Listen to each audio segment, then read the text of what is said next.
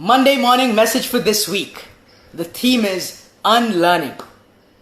Guys, I truly feel that in today's world, in the 21st century, in the new decade that we're about to enter, the biggest skill anybody can have is the skill to unlearn and then relearn. This, since we grow up, we're always so focused on learning. We're always taught, hey, learn new things, learn this, learn that, so you can develop yourself. But one thing that's really underestimated is the importance of unlearning. The importance of letting go all the stuff that we are carrying with ourselves, all the ways that do not work with us right now. We have to let those go for new shoes to fill in. You know, sometimes the biggest barrier is not what you don't know, but sometimes the biggest barrier is what you know. You know, I was in a big sales meeting one time, and we were doing a sales training. And this one guy, you know, everything we taught, every new thing that I was teaching and the senior manager in my company was teaching, this guy knew. He said, yeah, I know that. Yeah, I heard of that. Yeah, I know that. Yeah, I heard of that. And you know what my senior manager told to him, and I was cracking up, and he said, you know what your problem is? Your problem is that you know everything. That's your problem. Because we don't know how to unlearn. We've picked up everything and we continue doing everything that we learned just because that's the way, that's the context, that's the data we gathered, and we never pay attention to, wow, is it actually working? Okay, this thing that I learned, is it actually making sense in the modern zone, in the modern era, in today's world, in the context that I'm living in right now? Let me give you an example.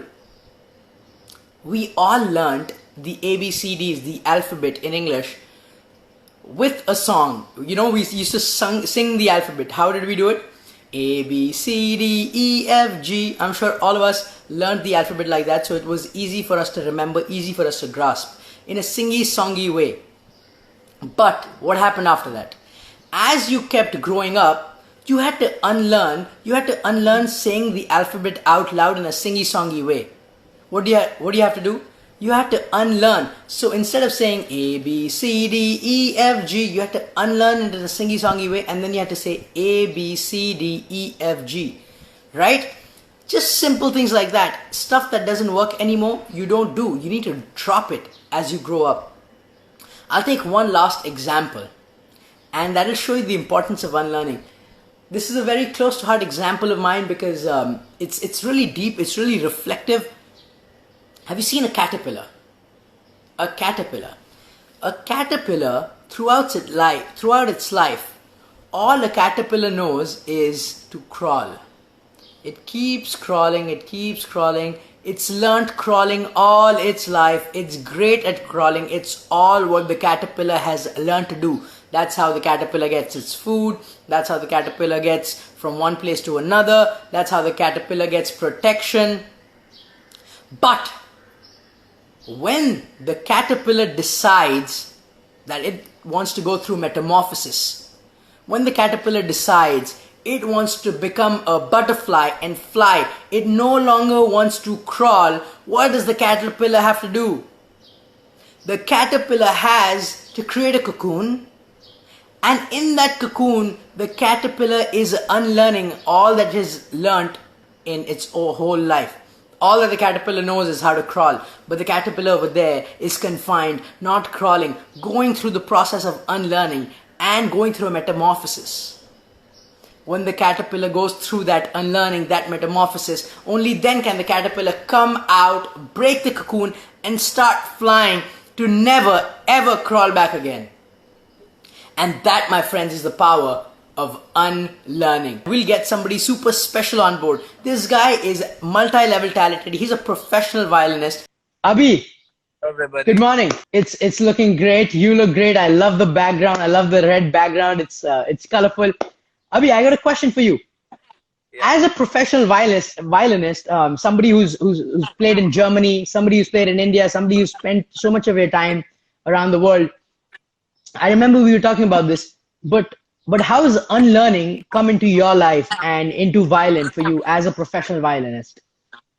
So yeah, my story is something like when I started, I didn't have like a violin teacher at all. So it was kind of, very tough to learn something. But initially I started with some teachers here in India, but sort of it was like, not with good technique. So the thing was I learned with wrong method, and then I had to unlearn all that in order to, make it better.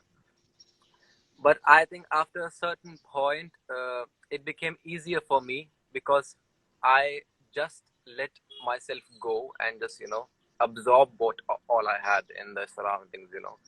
Then I just used to learn by myself. Initially it was hard, it was very hard, but after a certain point, then I got a teacher, and then I realized that in the beginning, if I didn't unlearn, then I wouldn't have reached the point Become a where I professional. Yeah, exactly. kind of, yeah. So Wow. yeah, I think That unlearning is that's very, amazing.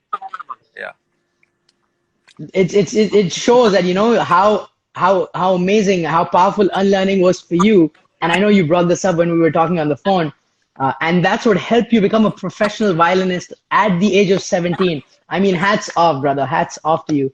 That's yeah, amazing. but I would say like, okay, I play professionally, but I would not say like I am a master of it right now because I've still a long way to go. But yeah, I guess I can entertain people through music. Yeah. So I know you got some nice melodies tuned up and planned up for us. Yeah, What are you gonna play for us today morning? song I'm gonna play is a Hindi song. It's a very old song, and I'm gonna play, in fact, two kind of small tunes, Hindi. I hope you guys will recognize it if it's, yeah. So yeah, let's go. Awesome. Let's go.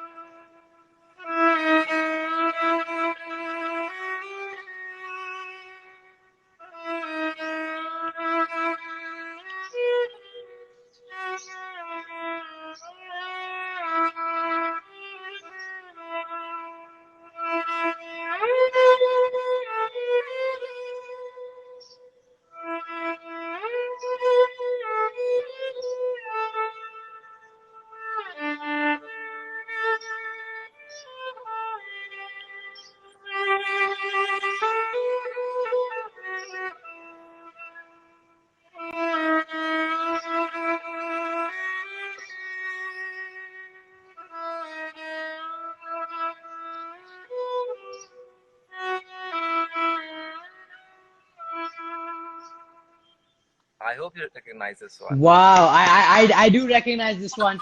And Abhi, that's such a beautiful tune. That's such a beautiful tune. I mean, when you're playing it, I can just really see how much of emotion you're putting into the violin, actually. Yeah, I think I can play like one more. This is also like Sure. kind of famous. It's also an old tune.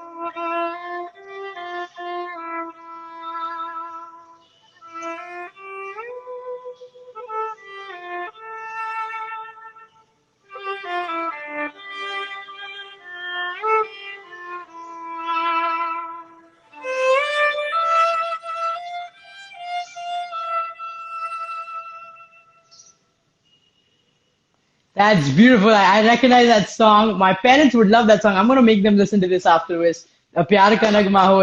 It talks about how life is just a story of you and me. Beautiful, Yeah. Abhi. Beautiful, beautiful. What do you have next for us?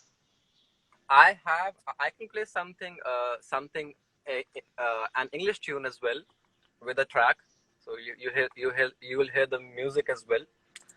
So That's this is a awesome. song called You Raise Me Up. You Raise Me Up, right? And I know it's a very popular song. And actually, like when I was in Germany, like I went there when I was like 15 or something. Just a child, like just out of school, just did my 10th standard and just went there. And like when you live alone, you have like tough times, not so good days sometimes. Like you feel kind of, like oh, why is this not working? I'm like giving too much time, but still it's not working. You have those days. But in those days, I kind of used to, remember just my family and play some English tunes which kind of inspires me, Raised you up. Yeah, yeah. So I think this track suits the mood. So yeah, we can go on with it. that's amazing. Good for a Monday morning. Yeah, yeah.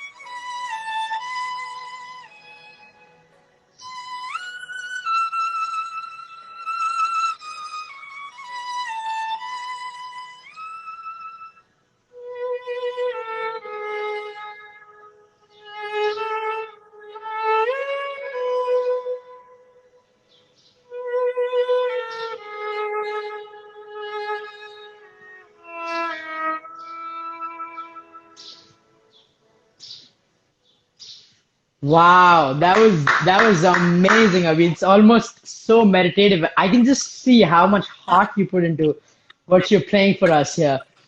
Yeah. So like, Quickly, I, yeah. yeah, I think I can say one thing. Like as you talked about unlearning.